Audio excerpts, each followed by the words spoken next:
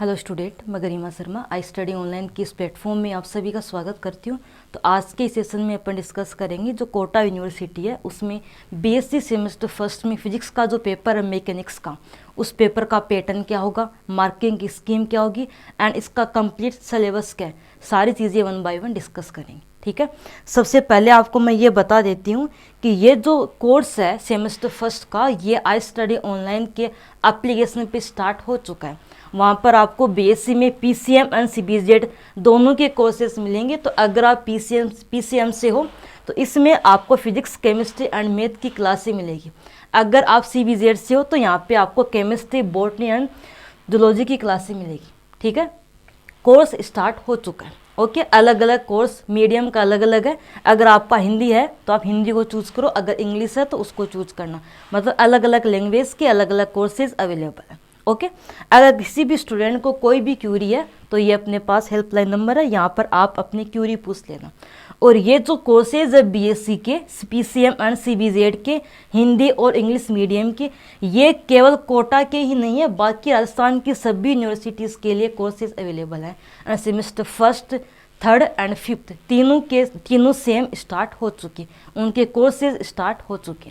ठीक है, यहाँ पर जैसे अपने पास शेखावत यूनिवर्सिटी है, राजस्थान यूनिवर्सिटी है, अलवर यूनिवर्सिटी है, भरतपुर है, Kota university, MGSU Bikaner university है, जोधपुर यूनिवर्सिटी है, अजमेर है, उदयपुर। तो सभी राजस्थान की जितनी भी यूनिवर्सिटीज़ हैं सभी के लिए सेमेस्टर वाइज कोर्सेज यहाँ पे अवेलेबल है बीएससी के, और अलग अलग मीडियम में अवेलेबल है। ठीक है, अब बात कर लेते हैं अपन अपने सिलेबस की। ओके, देखिए सबसे पहले बात करते हैं पेपर के पैटर्न के।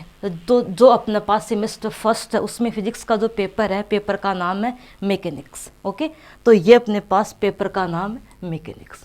ओके, सबसे पहले बात करते हैं पेपर के पैटर्न की। पेपर आपका 3 घंटे का होगा एंड 70 नंबर का पेपर है। 3 घंटे का पेपर होगा, 3 आवर का, एंड 70 नंबर का पेपर है। ओके, पेपर के अंदर आपके पास 2 पार्ट होंगे, part A and part B. Part A में आपको मिलेंगे 10 क्वेश्चन, पार्ट ए में 10 क्वेश्चन मिलेंगे और ए क्वेश्चन होगा 2 नंबर का, तो पार्ट ए होगा 20 नंबर का। पार्ट ए में 10 क्वेश्चन मिलेंगे, ए क्वेश्चन 2 नंबर का, देन पार्ट ए होगा 20 नंबर का। ठीक है, आगे देखिए जो पार्ट बी है, पार्ट बी के अंदर भी आपको 10 क्वेश्चन मिलेंगे और 10 क्वेश्चन में से आपको 5 क्वेश्चन अटेम्प्ट करने, मतलब एक यूनिट से 2 क्वेश्चन मिलेंगे और 2 में से आपको 1 अटेम्प्ट करना है, तो 5 यूनिट 5 क्वेश्चन करने हैं आपको। ठीक है, तो 10 क्वेश्चन आपको मिलेंगे, 10 में से 5 करना, मतलब हर एक यूनिट से आपको 2 क्वेश्चन मिलेंगे और 2 में से आपको 1 करना है, तो 5 क्वेश्चन इसमें करना है। एक क्वेश्चन 10 नंबर का होगा तो ये पार्ट बी होगा 50 नंबर का, ये होगा 50 नंबर का। तो टोटल पेपर आपका 70 नंबर का होता है, पार्ट ए 20 नंबर का, पार्ट बी 50 नंबर का। ओके, एंड 3 घंटे का पेपर होगा और इसमें 28 नंबर चाहिए आपको पास होने के लिए। तो पासिंग मार्क्स कितने होते हैं यहाँ पे? 28। ठीक है, अब बात कर लेते हैं सिलेबस की। देखिए टोटल 5 यूनिट है आपके।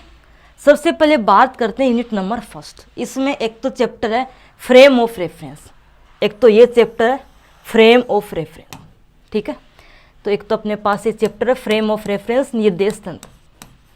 एक चैप्टर है relative motion of earth, relative motion of earth, पृथ्वी की आपेक्षिक गति। ठीक है, इसमें ये सारी चीज़ें डिस्कस करते हैं, Foucault pendulum, effect of rotation, Coriolis force, ये सारी चीज़ें डिस्कस करते हैं रिलेटिव मोशन ऑफ अर्थ में। तो जो अपना फर्स्ट यूनिट है इसमें 2 चैप्टर है, निर्देश तंत्र, फ्रेम ऑफ रेफरेंस, एंड एक अपने पास है रिलेटिव मोशन ऑफ अर्थ। अब बात करते हैं सेकेंड यूनिट की। इसमें एक तो चैप्टर ये है सेंटर ऑफ मास, द्रव्यमान केंद्र। तो इसमें सारी चीज़ें डिस्कस करते हैं सेंटर ऑफ मास में, ये सारी चीज़ें, elastic collision, in elastic collision, ये सारी। ठीक है, एक अपने पास चैप्टर है मोशन इन सेंट्रल फोर्सेस, एक चैप्टर है centre of mass, chapter number 3 द्रव्यमान केंद्र। चैप्टर नंबर 4 अपने पास है motion in A central forces, केंद्रीय बलों के प्रभाव में गति। ठीक है, ये अपना चैप्टर है। तो यहाँ पे 2 चैप्टर ये हैं एक चैप्टर है रिजिड बॉडी डायनेमिक्स, दृढ़ पिंड गति की।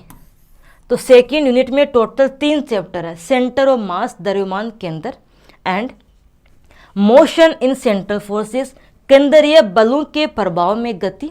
एक चैप्टर है रिजिड बॉडी डायनेमिक्स, दृढ़ पिंड गति। ये 3 चैप्टर है सेकेंड यूनिट में, ठीक है। आगे देखिए, ये रहा अपने पास रिजिड बॉडी डायनेमिक्स का चैप्टर, ठीक है। अब बात करते हैं थर्ड यूनिट के। थर्ड यूनिट में एक चैप्टर है, उस चैप्टर का नाम है इलास्टिसिटी, प्रत्यास्थता।